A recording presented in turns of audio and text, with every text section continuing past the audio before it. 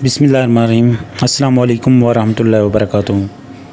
दोस्तों, आज हम आपके लिए बेहतरीन और आला नुस्खा लेके आए हैं जो सस्ता है, हर जगह पर अवेलेबल है, जो मर्दाना ताकत के लिए, सूरत इंजाल, ज़कावत हिस्स के लिए बेहतरीन ज़बरदस्त चीज़ है।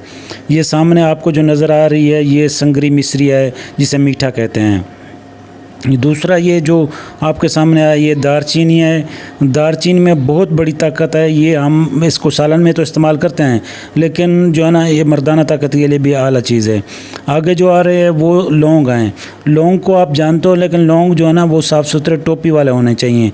इससे आगे जो तीसरी चीज़ आ रही है, ये मूचरस है। मूचरस टैमिंग के लिए बहुत आला और ज़बरदस्त चीज़ है। इसको जो है ना तिब में बहुत ताकत है। और आखिर में ये जो अगली चीज़ आ रही है, ये अक्कर है। अक्कर आपने दो किस्म का होता है, एक आम होता है, एक असल। आपने असल लेना है। और लास्ट में जो ये आ रहा है, मूसली सफ़ेद है। मूसली सफ़ेद आपने इंडिया वाली लेनी है। ये ज़बरदस्त और आला चीज़ है।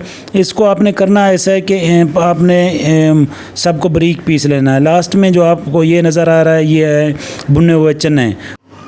अब करना आपने ऐसा है कि इन सब चीज़ों को अलग अलग बारीक पीस लेना है।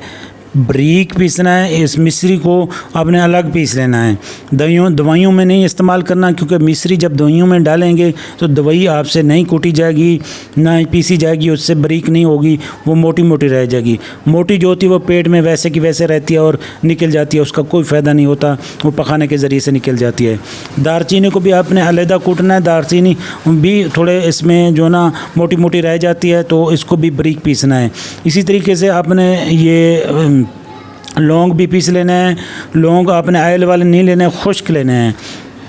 और ये जो मूचरस है, इसको भी आपने बारीक पीस लेना है, अलग अलग पीसना है। और अक्कर को भी पीसना है। अक्कर एक फीका होता है, एक होता है तेज़। आपने चख लेना है, थोड़ा सा जो ज़बान को तेज़ लगे वो अक्कर आपने लेना है। और मूसली सफ़ेद भी दो किस्म की होती है, एक मूसली सफ़ेद होती है इंडिया वाली, और एक पाकिस्तानी होती है, और एक आम होती है। आपने इंडिया वाली लेनी है। इन सब को आपने बारीक पीसना है। बारीक पीस के इसमें चने भी बारीक पीस लेना है, वो भी आपने मिक्स करके इसको रख देना है। बस दवाई आपकी तैयार है। अब आपको खाने का तरीका बताते हैं कि कैसे खानी है। अब करना आपने ऐसा है कि इन सब चीज़ों को बारीक पीसना है। बारीक पीस के मिक्स कर देना है। मिक्स करने के बाद किसी जार में, डब्बे में महफूज कर लेना है। उसके बाद आपने इसको खाना है 1 चम्मच सुबह, 1 शाम। खाना खाने से पहले 15-20 मिनट। जो जरियान इतलाम दाद सूरत इंजाल वाले हैं वो पानी से इस्तेमाल करें। जो ताकत के लिए लेना चाहते हैं, जिनको इंतशार नहीं होता, टाइमिंग का मसला है, वो दूध के साथ लें। जिनकी मनी पैदा नहीं हो रही, जरासीम कमज़ोर हैं, औलाद नहीं पैदा हो रही, वो भी दूध के साथ लें। जो ओवर एज हैं वो इसका 1 चम्मच सुबह, 1 शाम लें।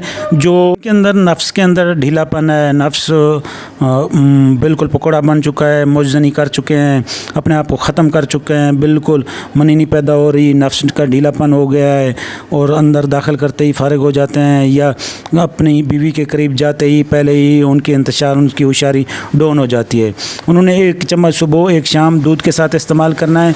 इसको 40 दिन तक इस्तेमाल करें तो इंशाल्लाह किसी और नुस्खे की ज़रूरत नहीं पड़ेगी। ये कमाल का नुस्खा है, आज़मूदा है। इसको इस्तेमाल करें, सस्ता है, आम पंसार स्टोर पर आपको मिल जाएगा और हर जगह पर अवेलेबल है। इस नुस्खे को इस्तेमाल करें, हम मुतवातिर 40 दिन, किसी और नुस्खे की ज़रूरत नहीं पड़ेगी। मन्नी खूब पैदा करता है, टाइमिंग खूब लगाता है, और इंतशार होशियारी फुल करता है, सख्ती फुल आता है। बहुत आला और ज़बरदस्त नुस्खा है। इसको बनाएं और हमें दुआओं में याद रखें।